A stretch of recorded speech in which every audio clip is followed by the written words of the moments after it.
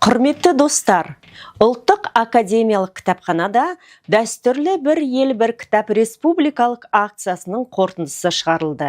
Отырыс аясында 2026 жылы, яғни биылғы жылы оқитын кітап ретінде көрнекті қаламгер Қабдеш Жұмаділовтің «Тағдыр» романы таңдалды. Акция отырысында Сенат депутаты Нұртөре Жүсіп бұл таңдау тарихи жадыны жаңғыртып, ұлттық рухты тереңдетуге бағытталған ортақ шешім деп белгілеп кетті.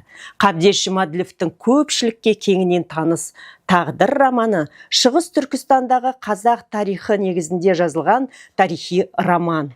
Бұл романда жазушы Қытайдағы 2000 жылдан аса уақыт өмір сүрген монархиялық патшалық өкіметтің 1911 жылға дейінгі тарихи жағдайларына байланысты қазақтардың өмірін, күресін қайраткер тұлға Дәмежан арқылы көрсетеді.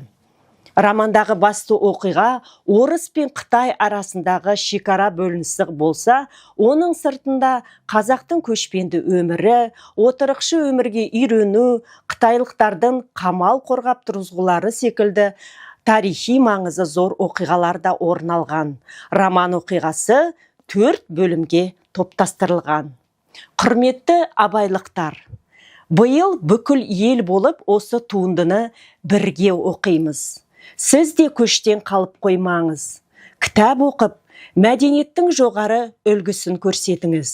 Бірге оқиық, бірге ойланайық, бірге өсейік. Абай қаласының орталық кітапханасы сіздерді күтеді.